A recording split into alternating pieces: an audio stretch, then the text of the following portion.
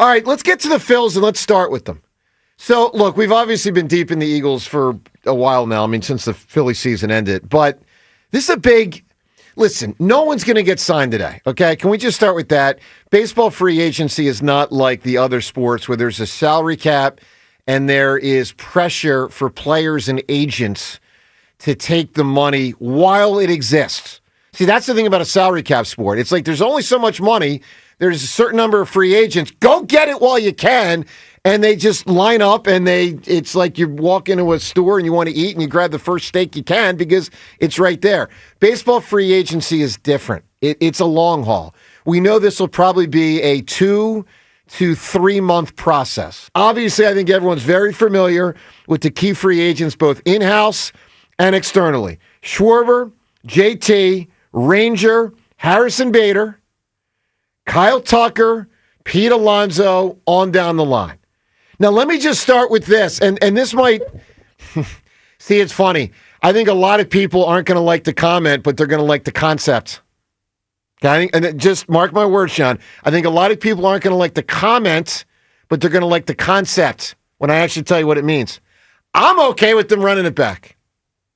Now, I don't mean like the exact same 26 players. Of course, they're not going to have the exact same 26 players. But if you ask me, hey, Joe DeCamera, you good to get JT back? Yes. I want JT back. Hey, Joe DeCamera, you good to get Kyle Schwarber back? Yes. Yes, I believe they should try. Are you good to get Harrison Bader back? Yes. And no doubt. And if all that stuff happens, people are going to be like, well, what the hell? Because, like, well, that's the team that wasn't good enough. So just know, like, I'm good with if that's the main structure, I'm good.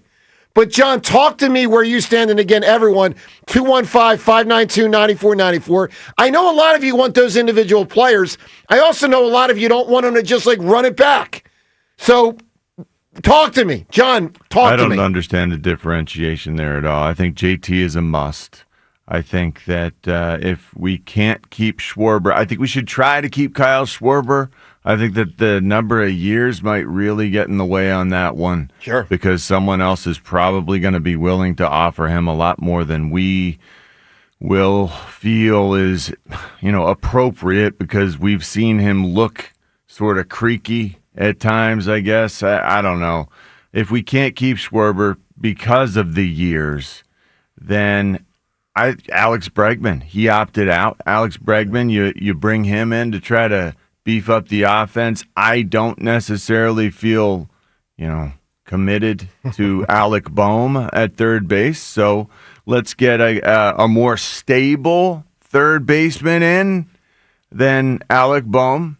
Bregman is man, I'd love to bring him. And then how about if we lose Kyle Schwarber? And again, I don't want to lose Kyle Schwarber, but it's very realistic that someone will pay him so much more for so many more years.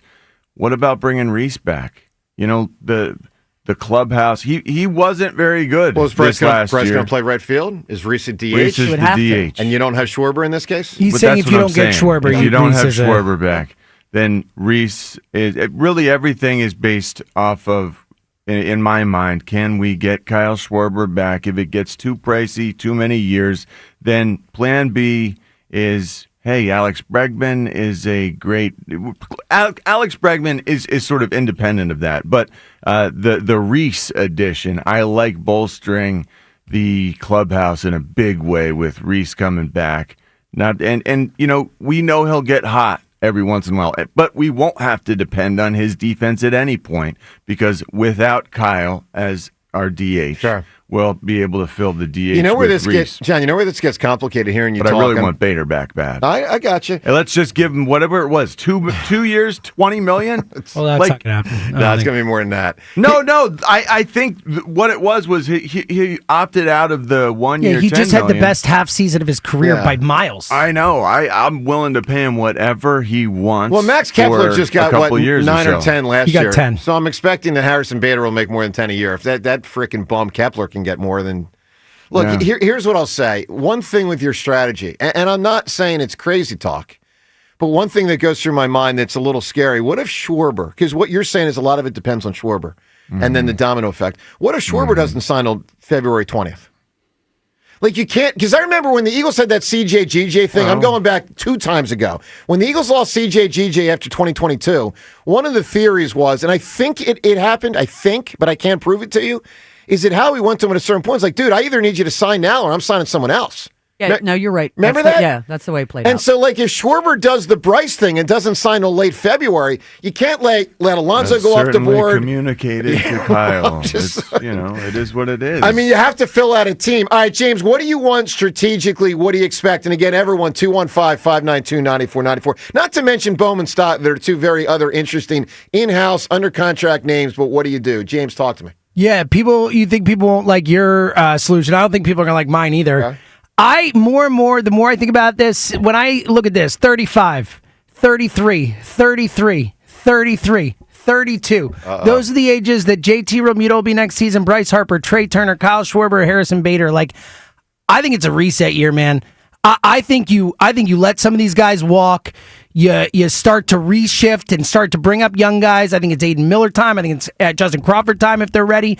I think you're looking forward, man. Like, you've already done shows like I would trade Trey Turner for nothing, and I'm sure that'll come up again in 2 years. We'll be like, would you give the 6 years left of Turner for nothing? Yeah, I probably would. Same thing with Harper in a few years.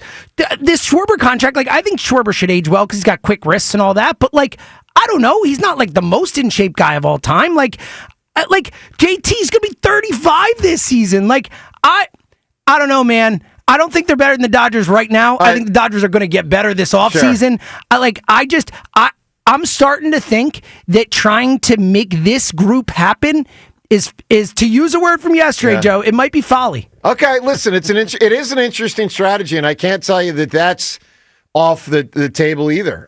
Look, 215-592-9494. James, tell me this. Is part of your strategy there, because I know what you're trying to do. You're trying to bolster the 28, 29 Phillies and get young guys up here, start playing them, get them better in the future because they play. Is part of that strategy, if you're Dombrowski, I think we can make the playoffs even with that transition. Well, yeah, but they're starting pitching. Because our starting pitching will lead us there. Absolutely. And look, maybe you're great to start the season. You add a guy at the deadline who lifts you over. I mean, like that Blue Jays roster, which I love the way that team plays, and they had a really high payroll, but if you actually look at what the guys in the lineup cost, Vlad Guerrero was their only guy over $20 million in their starting lineup. The only guy.